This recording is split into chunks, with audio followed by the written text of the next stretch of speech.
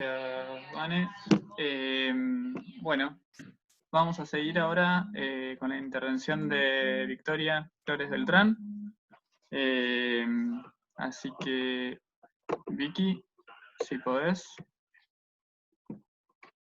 Ahí estoy, ¿se me escucha bien? Para terminar la presentación, Vicky también es docente de la UBA,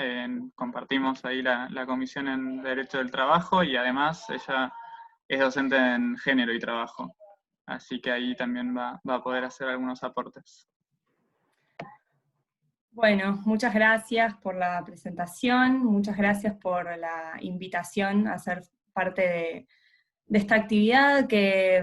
nada, en un contexto también, bueno, un poco lo comentaba Vanessa en su intervención, en un contexto de tanta incertidumbre, tan anormal como este, es muy, muy importante contar con algunos espacios de reflexión y también de intercambio para evaluar dónde estamos parados y paradas, y también para ir pensando algunos desafíos hacia adelante. En ese marco, no sé si vengo a ofrecer demasiadas certezas, sí me parece interesante, o pensaba como algunos interrogantes que podemos ir pensando e ir desanudando en conjunto dentro de todo lo que esta extraña virtualidad nos permite.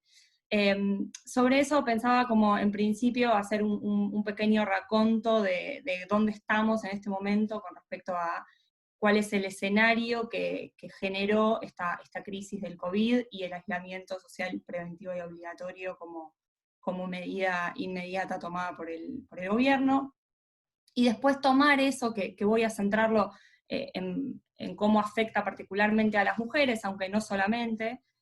Voy a utilizar eso también para pensar algunos desafíos hacia adelante. Con respecto a dónde estamos parados, bueno, algunas cosas que ya todos y todas sabemos, la enorme cantidad de pérdida de puestos de trabajo que sufrimos y que estamos sufriendo, no solo en nuestro país, en el mundo en realidad, por consecuencia de esta crisis, el enorme impacto económico que tiene, y que tiene además de forma diferenciada de acuerdo a distintos sectores, ¿no? Una cosa es cómo afecta al sector formal, al sector informal, a los trabajadores y las trabajadoras de la economía popular, aquellas personas que generan su sustento económico en la cotidianidad y que en un contexto de parálisis económica como esta, generada además o profundizada por el aislamiento, por lo que eso genera, ven sus posibilidades de subsistencia en riesgo, a pesar obviamente de esta importantísima y muy necesaria intervención del Estado para tender una mano a esas personas que están viviendo esta situación, sumado a las reducciones salariales, ¿no? y los conflictos que se derivan a partir de eso. Por otro lado, y acá sí ingreso en una dimensión más vinculada a las mujeres, cuya problemática Vane también pasó revista de muy buena forma recién. También Julieta Lobato, en una clase que está disponible y en un artículo que publicó en estos días, menciona cómo la crisis sala las heridas de las disparidades y de las discriminaciones que ya las mujeres sufren. Y sobre este punto, bueno, obviamente hay una nueva cantidad de actividades que están consideradas esenciales y por ende pueden romper, digamos, estar exceptuadas del cumplimiento del aislamiento, muchas de ellas vinculadas al cuidado. Y sobre esto quisiera detenerme como en dos dimensiones. Por un lado, el cuidado no remunerado, ese más vinculado al cuidado de familiares, que está exceptuado del cumplimiento del aislamiento, digamos, se puede pedir ese permiso, existe esa excepción. Y por otro lado, aquel cuidado que sí es remunerado, que está hecho en su enorme mayoría por mujeres, con remuneraciones muy bajas y altas tasas de precarización, que también es una de las actividades que se consideran esenciales, además de actividades que comprenden colectivos que ya venían dando disputas muy fuertes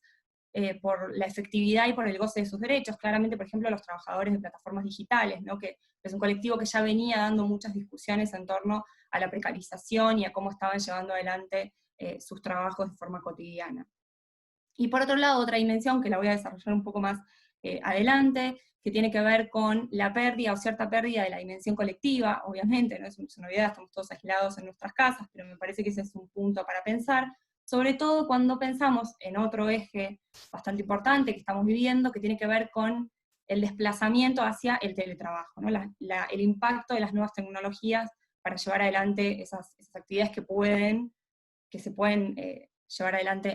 en ese marco. Esto, por supuesto, la cuestión del teletrabajo tiene distintos impactos sobre las mujeres, acrecienta enormemente las tareas de cuidado, o en realidad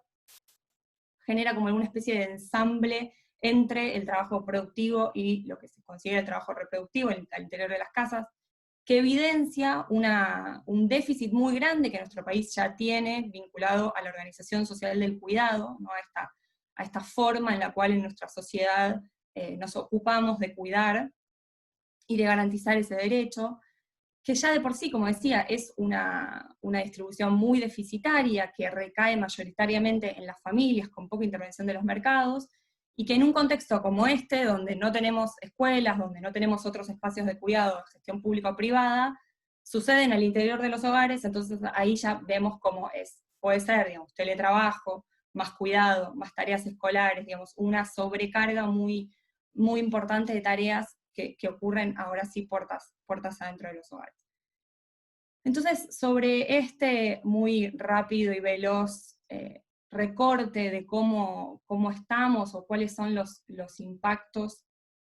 que ha tenido esta crisis, sobre todo pensando en cuestiones de trabajo,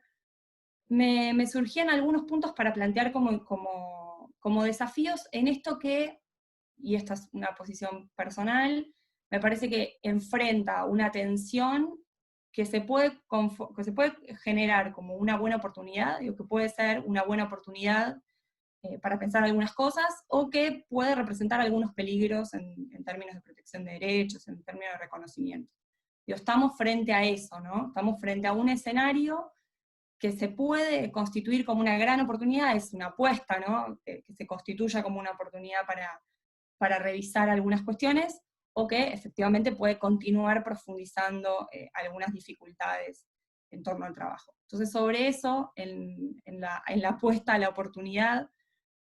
diría que por un lado está ocurriendo cierta apuesta cierto reconocimiento de tareas que son efectivamente esenciales para garantizar la vida, ¿no? En un contexto de muchísima incertidumbre y de peligro de la salud, como claramente las cuestiones vinculadas al cuidado, aunque no solo, digo, hubo toda una discusión además sobre los salarios en los sectores de salud, los salarios la cantidad de dinero que se destina a las investigaciones en materia de ciencia, ¿no? Hay como un resurgir o una puesta en valor, o deberíamos utilizar esto como una oportunidad de puesta en valor de determinadas actividades que han estado, o que pueden estar sujetas a las redes de la precarización, ¿no? Entonces ahí creo que tenemos que hacer todos y todas una apuesta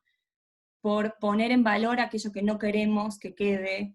bajo las redes de la precarización y bajo las lógicas netamente mercantiles. De nuevo, puede ser una buena oportunidad para que lo hagamos, puede ser que nos enfrentemos a mayores desafíos, pero me parece que por lo menos está empezando a suceder, ¿no? Esto que yo mencionaba antes, cuando decía, bueno, una de las excepciones es la cuestión del cuidado, estamos asumiendo su centralidad, tenemos que reconocer esa centralidad, ¿no? Hacer una apuesta por ese reconocimiento y por ese reconocimiento en cuanto a su valor. Sobre eso, vinculado también a la cuestión que mencionaba del teletrabajo, me parece que también tenemos que pensar o hacer una apuesta a ver si la cuestión del teletrabajo la vamos a discutir bajo los parámetros de la productividad o lo vamos a discutir bajo parámetros de derechos, atravesados por una mirada y por una perspectiva de género y feminista, que también discuta qué es la productividad, ¿no? Esto que cuando hablamos de estas cuestiones del cuidado tiene que ver con eso, ¿no? Con a qué le asignamos valor, ¿no? ¿Qué es lo productivo? ¿Qué es lo que da valor en nuestras sociedades? Entonces, en ese contexto tenemos que pensar, porque si no, creo que la coyuntura primordial, excepcional, de emergencia, puede generar que estemos con estas jornadas de trabajo mucho más extensas, con esta disponibilidad casi permanente del trabajador frente a los requerimientos del trabajo y de la productividad. Entonces ahí me parece que un buen desafío puede estar vinculado a eso. Necesitamos, para que todo esto suceda, obviamente un Estado presente en materia de regulación, que en un contexto de emergencia y con una crisis económica heredada muy compleja, lo torna bastante difícil, pero de nuevo, uniéndolo a esto que decía con respecto a la cuestión salarial de los sectores de salud y y de la ciencia, como para poner un ejemplo, se esconde o aparece en esto también una nueva rediscusión sobre el rol del Estado, el rol de lo público por sobre el mercado, ¿no? Entonces ahí de nuevo me parece que estamos ante una oportunidad de que el Estado sea protagonista en regular y en garantizar derechos y no en dejar que el mercado se meta por algunos resquicios como está encontrando, parecería que pueda llegar a encontrar. Y finalmente, algo que mencionaba antes y que decía que le iba a prestar más atención, también cuando hablamos del teletrabajo, yo creo que no nos podemos olvidar de la dimensión colectiva, ¿no? En cuanto a eso, las mujeres el 8 de marzo estábamos en la calle parando, demostrando el valor económico de nuestro trabajo, y una semana después nos encontramos en aislamiento y con muchos procesos, muchas situaciones de encuentro que obviamente están desarticuladas. Digo, si vamos a pensar el teletrabajo futuro, esa dimensión no, me parece que no la podemos dejar de lado. Y ya para cerrar, diría que la cuestión de la virtualidad y las nuevas tecnologías son claramente muy importantes, y que las podemos utilizar, como podemos aprovecharlas para que sean beneficiosas, pero haría una apuesta casi política a no dejar de lado la dimensión del encuentro y la dimensión física en los procesos de trabajo, en los procesos de organización colectiva, ¿no? Digo, ahí ya como, insisto, más una apuesta política que otra cosa, pero bienvenida a la virtualidad, bienvenido la utilización de las herramientas tecnológicas, pero bueno, no, la apuesta que no sea perder esa dimensión del contacto. Eso es todo, les agradezco mucho y espero haber sido clara en este acelere.